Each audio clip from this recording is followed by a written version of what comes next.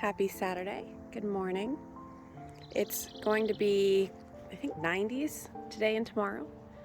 So I've got some good watering to do this morning and need to get the fans in the hoop house going and probably move some of these seedlings out of the direct sunlight for the midday sun. So I'll be moving this table among a few other tasks today. But I thought I would share. So I topped my snapdragons, did two different passes at topping them, and you can see the ones that I topped before have started to have their new growth come in.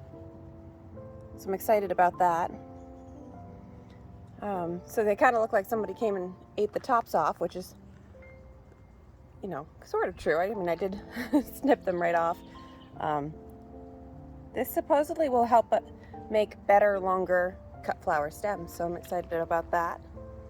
So I still have these 3 trays of snapdragons here, and here. Not all of them have been topped yet, but a good majority. This tray is 2 different types of basil, and so trying to grow a lot of starts so that I can transplant them into the garden once they're nice and healthy. This front part is the short marigolds, I think. So these are just the normal marigolds. And then the back I did amaranth. Pretty late starting it, but these I believe take a little longer to germinate, and they want to be very lightly covered. The sunlight actually helps them. These are seeds that I had saved from my zinnias and giant marigolds and a bunch of things from last year. So the chipmunks did dig some of this up the other day. I'll show you in the hoop house. They dug up all of my squash and sunflower seeds, which I wasn't happy about. These I believe are mostly the lime green giant zinnias. And this is another mixed seed tray of seeds that I saved. So you got, looks like some marigolds and some zinnias in here. Over here, more amaranth on this end here. Some lime marigolds, which I was excited about here, and then some large giant marigolds for fresh seeds. Got more lettuce starts here. These ones I've started, as you can kind of tell, I started to transplant them out a few days ago, knowing it was going to be really hot, so I wanted them to actually get their roots set before the heat. These are the next batch of lettuce starts. So I'm going to try to do every 3 weeks to get on a schedule plan, and when they get to this size, then I just go and look at for some space under the garden. Existing plants. I can show you, for example, here. There's some more over on the other side that I just put in there and there. So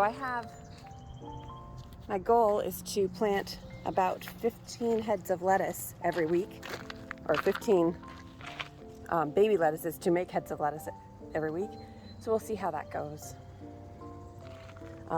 But to do that, because of bolting and different things, I want to always have backup lettuce. So our goal is to not need to buy any lettuce all year long. And then this is the basil. This is the second wave of basil. The first wave I did really early, so those ones are out in the garden already. These are just about ready to start getting transplanted. So, and I won't do that this weekend because of the heat. I'm not going to try not to do any transplanting this weekend, so we'll see how that goes. And that's where I have the starts out here so far. Like I said, this table will get moved to probably over by the shed, so it won't have the afternoon sun on it, as well as the heat. In here, you can see some, I don't know if you can tell, but there's like a huge hole here. That's all from chipmunks. So this whole tray was supposed to be sunflowers, and it looks like a couple of them have started. And this tray was supposed to be squashes for the most part. Tomatillos, squash, cucumbers, summers, pickling cucumbers, cucamelons, cantaloupe, and some butternut squash really late. So unfortunate there. It looks like we might get a couple that they missed. So we'll see how that goes. I do have a few of the sweet potatoes left here that I need to get them planted soon as well. And then I still have a few plants in here and that really need some attention and love. And something came in to the hoop house and ate the very tops, so I'm guessing it was a deer. Must have walked right in. And ate the tops of some of the beans. So these beans will probably get pulled this weekend, and we'll be figuring out the exact layout of the hoop house, but it will be really hot, even with the 40% shade cloth, so it'll be too hot to really work in here. And then some of the rosemary and the sage need to get put into the green stock, and I'm thinking I might move the green stock out of the hoop house from here on out. I do have some baby summer squash, which I'm excited about. So hopefully those will pollinate. I could probably help them. And these guys are already almost up to the top, so we really have to come in and put the cables across for each one of these here pretty soon. So that's on the list. But not sure we'll get to that this weekend, just because it's going to be pretty miserable in there. My guess is it will be 90s most of the weekend, so we'll have to watch. The tomatoes will drop some of their flowers. Buds would be my guess.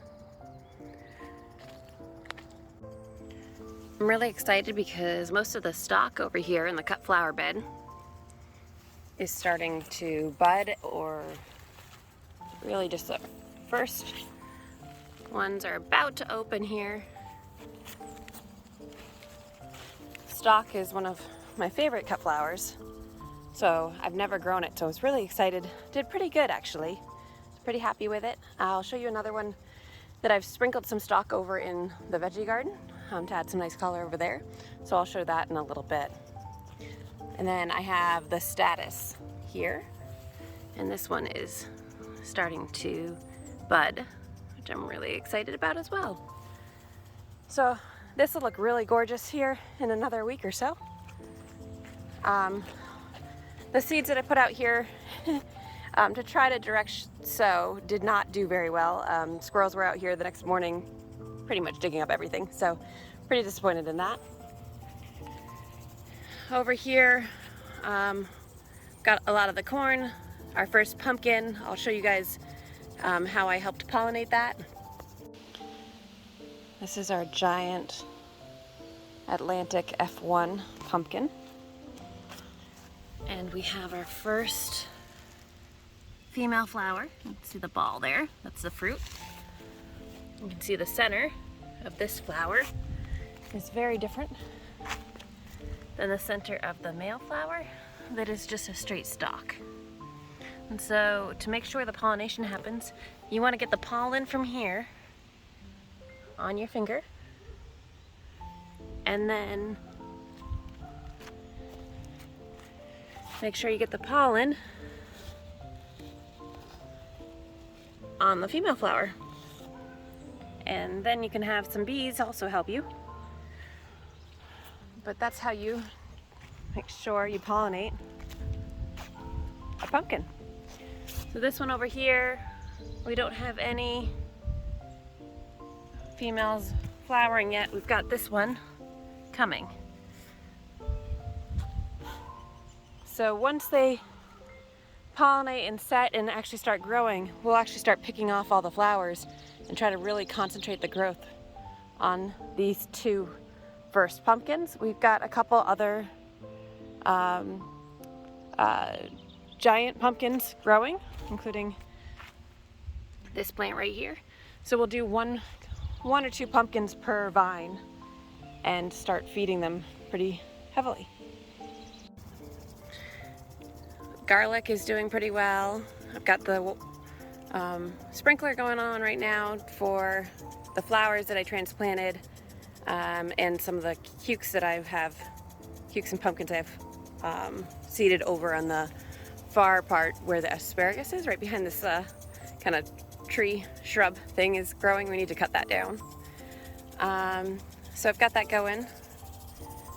And from a corn standpoint, our last 2 rows, which are the Silver Queen, have started to come up. But we're also having trouble with something's eating some of the top of the corn. They did that last year. They kind of do it for like a week or so and then they'll stop and it will be fine. So that is what's going on over here.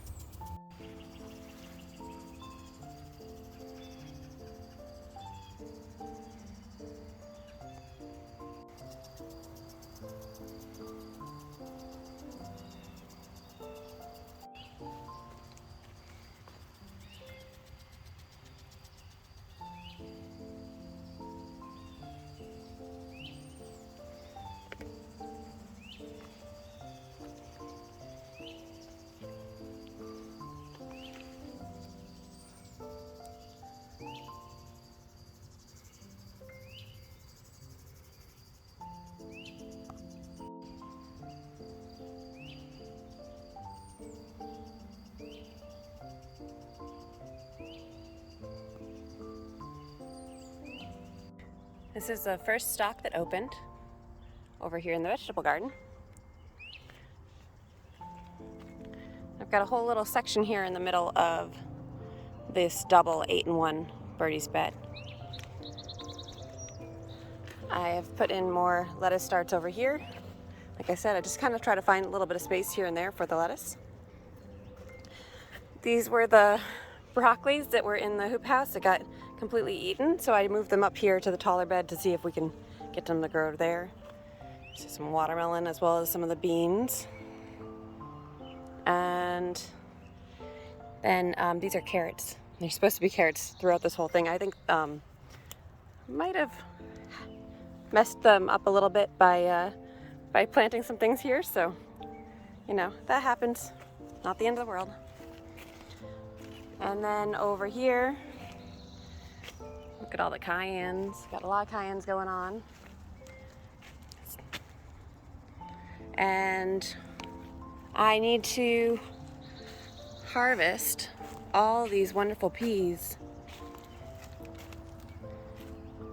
I've never had this much success growing peas before, so I'm pretty excited about it. Look how big they are. I did cut back so that the tomatoes could try to find a spot in between the peas, since the peas were doing so well. I have a feeling after this weekend these will come down. I wanted to take them down this weekend, but when Jace got home last night, we were out here talking and he was snacking on these. He says I'm not allowed to, so they're huge. Like, just to give you an idea, I'm 5'5". This is as far as I can reach up. Granted, you know, it isn't a tall bed, but they're still just absolutely gorgeous. So I will be picking peas this morning before it gets too hot. And I'll probably be picking some dill, get that dehydrated. We make ranch with our own dill. It's delicious. So we'll keep that going. Over here, last week I did put a more compost on top of this little berm again, trying to get this to be kind of a wildflower little berm here. Planted some more seeds, but I was excited. Look what's coming up.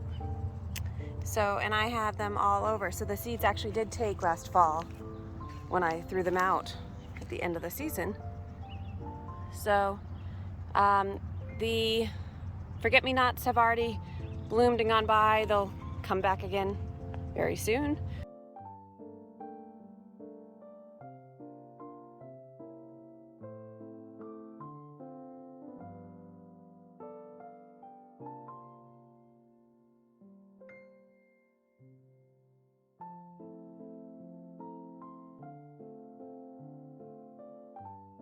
Yeah, so we're trying to make this look a little nicer over the coming weeks and see what I can do. I'll probably actually transplant some of the snapdragons out here into this space too, and use this a little bit as another cut flower bed.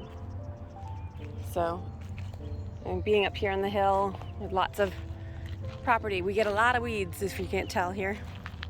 So controlling the seed is not actually possible. And I do like to leave some of the tall grasses and things like that for the bunnies and things to hide in and live in and feed off of the bugs and pollinators get access to. So we don't tend to cut as much of the weeds back as we could.